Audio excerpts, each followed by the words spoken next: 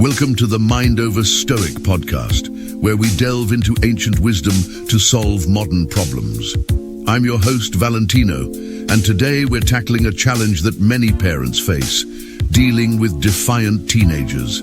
We're going to explore how Stoic principles can help us navigate the stormy seas of adolescence with a little more grace and a lot less stress.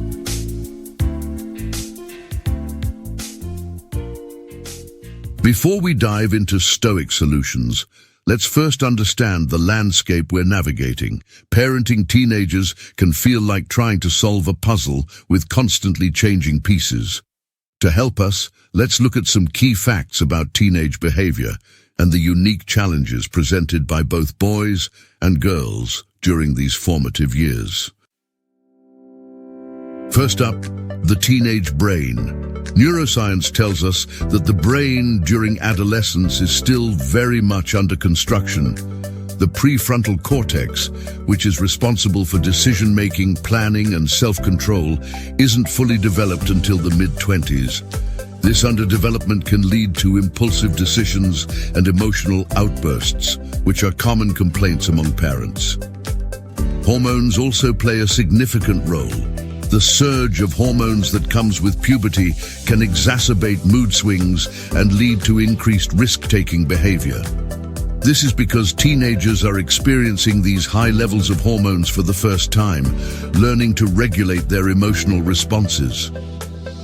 Now let's talk about the differences between boys and girls during these years, as understanding these can significantly impact how we approach parenting each gender.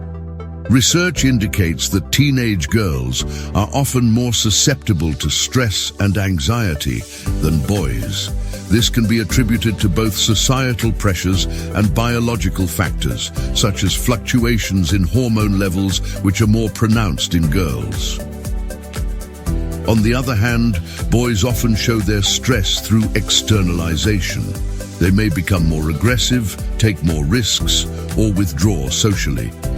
These behaviors can sometimes be misinterpreted as defiance or a lack of discipline, but they might actually be expressions of underlying stress or confusion. The challenges for parents therefore vary widely. For parents of girls, the challenge may lie in navigating emotional volatility and helping them build self-esteem in the face of social pressures. For parents of boys, the challenge often revolves around communication, helping them articulate their feelings and manage their actions responsibly. Understanding these dynamics is crucial because it shapes how we apply our Stoic principles. With a better grasp of what's happening in their worlds, we can choose our responses more wisely and empathetically. Stay tuned as we'll explore how to specifically apply Stoic wisdom to these challenges in our next segment. If you're finding today's discussion on Stoicism and parenting insightful, I have some great news for you. You can access more episodes of the Mind Over Stoic podcast across all major podcast platforms, whether you're tuning in from Apple Podcasts, Spotify, Google Podcasts, or any other favorite service.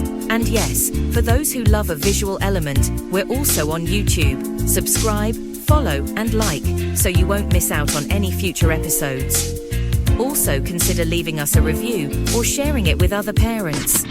It helps more people discover the calm and clarity that Stoicism can bring to their lives.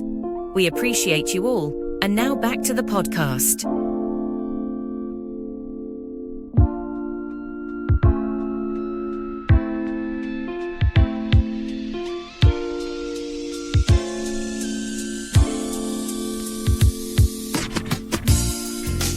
Thank you for your support, it's truly appreciated. Now let's start with a case study that I think many of you will relate to. Meet Sarah, a mother of two from Denver. Her older child, Jake, is 16 and has been quite a handful lately. He's often dismissive, resistant to household rules, and seems to be perpetually in a battle of wills with Sarah. Sarah felt overwhelmed until she stumbled upon Stoicism in a parenting book. she decided to apply its principles to her interactions with Jake, and the results were enlightening. Let's break down what she did, why it worked, and how you can use these techniques with your own teenagers. Technique number 1, embrace the dichotomy of control. Stoicism teaches us to differentiate between what we can control and what we cannot. Sarah realized she couldn't control Jake's every action or his moods, but she could control her reactions to them. Example: instead of arguing back when Jake was defiant, Sarah would calmly state her expectations and the consequences of not meeting them. She focused on her own actions and responses, which were in her control, rather than trying to dominate Jake's will. Technique number 2. Use empathic communication. Marcus Aurelius wrote about seeing the world from another's perspective. Sarah tried to understand the world from Jake's point of view, which helped her connect with him on a deeper level. Example: when Jake complained about curfew, instead of dismissing his feelings, Sarah asked him to explain his reasoning. This open dialogue allowed Jake to feel heard and part of the decision-making process, even if the final decision didn't change. Technique number 3, practice the pause. Seneca, a famous Stoic, advised taking a moment to pause before reacting in anger. This is crucial when dealing with defiant teenagers. Example: when Jake snapped at her one evening, instead of snapping back, Sarah took a deep breath and paused. This break helped her respond more thoughtfully and less emotionally, which de-escalated potential conflicts. Technique number 4, reflect on your responses. Epictetus encouraged reflection as a way to gain wisdom. Sarah found that reflecting on her interactions with Jake at the end of the day helped her identify what worked and what didn't. Example: Sarah realized that raising her voice didn't get her the respect she wanted. It just made Jake more defensive. By reflecting, she decided to try a calmer, more assertive tone in future conversations. Technique number 5, model Stoic virtues. Stoicism isn't just about handling our emotions, it's also about living out virtues like wisdom, justice, courage, and moderation. Example: Sarah made sure to model these behaviors herself. When she made a parenting mistake, she admitted it to Jake, demonstrating humility and honesty. This showed Jake that it's okay to be imperfect and that owning up to mistakes is a strength, not a weakness. Over time, Sarah noticed a significant change in her relationship with Jake.